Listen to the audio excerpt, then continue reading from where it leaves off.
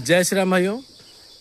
मैंने भी हाल ही में जो एक चर्चा चल रही है टीचर के ऊपर, और मैंने जो टीवी एंकर है अंजना ओम कश्यप, मैंने इनकी बात का समर्थन किया। और इन्होंने किसी व्यक्ति के लिए बोला कि वो टीचर है, उसने ऐसा काम किया है, वो 2 कौड़ी का है। मैं उस बात से सहमत भी हूँ। और कुछ हमारे बंधु भाइयों ने, मैंने सोशल मीडिया पर डाला था, तो उन्होंने कहा कि मैं आपकी बात से सहमत नहीं हूँ। और ये ज़रूरी भी है कि ये लोकतंत्र है। इस लोकतंत्र में हर कोई बात की कोई व्यक्ति सहमत नहीं हो सकता है, विरोध भी हो सकता है, ज़रूरी भी है। मैं इस पर सफाई देना चाहता हूँ ये कि जैसा कि आप जानते हैं कि सामाजिक जीवन में 4 पद ऐसे होते हैं, 3 पद ऐसे होते हैं जो ईश्वर के समान कहे गए हैं, और चौथा पद ईश्वर स्वयं है।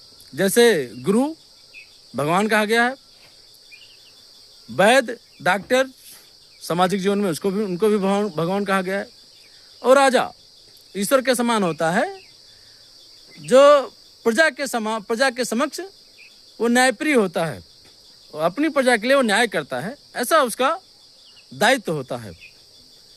आप सोचिए कि कोई टीचर, कोई गुरु जिस व्यवस्था में रह रहा है, राजा की व्यवस्था में रह रहा है, कि राजा की व्यवस्था में रहकर हम उसका राज्य देखें और देश की व्यवस्था के लिए हम न्यू हैं, वो अपने बच्चों की व्यवस्था के लिए और पूरे राज्य पूरे देश की व्यवस्था बिगाड़ दे, वो टीचर कैसा हो सकता है? विचार करें। उसने अपने बच्चे, अपने भतीजे की नीट में IAS PCS बनाने के लिए उसने पेपर लीक कर दिया। क्या परिणाम हुआ? जिनके माँ बापों ने लाखों रुपए खर्च करके बहुत बड़ी आशा से करोड़ों बच्चों को पढ़ाया, और करोड़ों बच्चों ने बड़ी मेहनत से पढ़ा, और इस एक टीचर की अव्यवस्था के कारण, भ्रष्ट होने के कारण, उसने 1 करोड़ 10 करोड़ बच्चों का उसने भविष्य खतरे में डाल दिया। उसकी एक भ्रष्टता के कारण इस देश की व्यवस्था पे प्रश्न खड़ा कर दिया। उस टीचर की एक गलत नीति के कारण इस देश का उसने भविष्य बिगाड़ने और भविष्य बनाने में तय कर दिया। उस टीचर को क्या कहेंगे?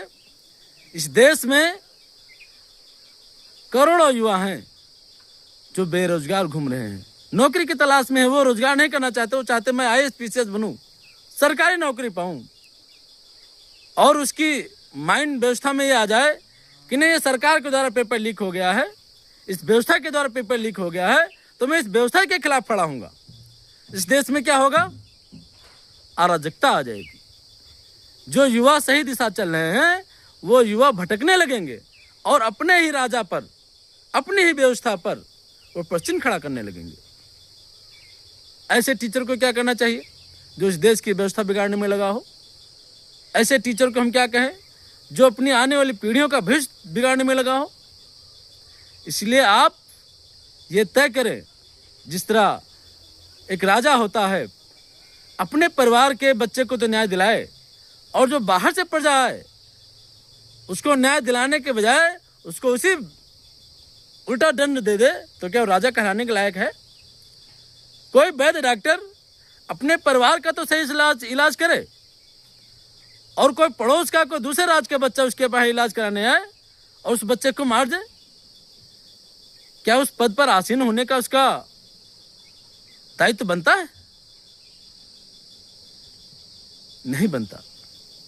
इसलिए जिस पद पर हम आसीन हैं उस पद की हम मर्यादा समझें, और जिस देश में रहते हैं उस देश के प्रति हम अपनी मर्यादा समझें, अपना एक कर्तव्य समझें, तभी हम इस व्यवस्था में रहने वाले हर दायित्व पर सही निर्वहन करेंगे और इस देश की व्यवस्था को सुधार पाएंगे। हमारी एक कमी इस देश की व्यवस्था की और आने वाले बच्चों का भविष्य बिगाड़ सकती है। इसलिए हमको क्या करना है ये हम तय करेंगे। जो बड़े बड़े पदों पर बैठे हैं, जज बैठे हैं, डॉक्टर बैठे हैं, राजा बैठे हैं, टीचर बैठे हैं, उनको भी अपने दायित्व का सही से निर्वहन करना चाहिए। और ये कहना लोकतांत्रिक व्यवस्था में हर नागरिक का अधिकार है। मैं गलत हो सकता हूँ, मैं ही गलत हूँ सिर्फ, लेकिन मेरे समान मेरी पूरी व्यवस्था गलत नहीं हो सकती है। इसलिए आप सबसे निवेदन है कि जहाँ पर आपको गलत दिखे इस देश में, जहाँ पर गलत होता हो, आप उस चीज़ को गलत बताएं, लेकिन ऐसे नहीं, कुतर्क नहीं, तार्किक के साथ में, तर्क के साथ में, जहाँ पर न्याय संगत हो। मैं इसीलिए मैंने बात उठाई कि अंजना ओम कश्यप ने एक व्यक्ति को जो 2 कौड़ी के कहा, उसने सही कहा।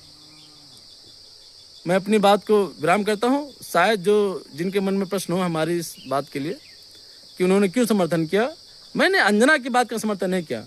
मैंने इस देश में जो अव्यवस्था फैलने वाली हो, मैंने उस बात को लिए मैंने समर्थन किया। जय श्री राम। मैं अपनी बात यही समाप्त करता हूँ। आगे विषय के लिए मैं बात रखता हूँ। जय श्री राम।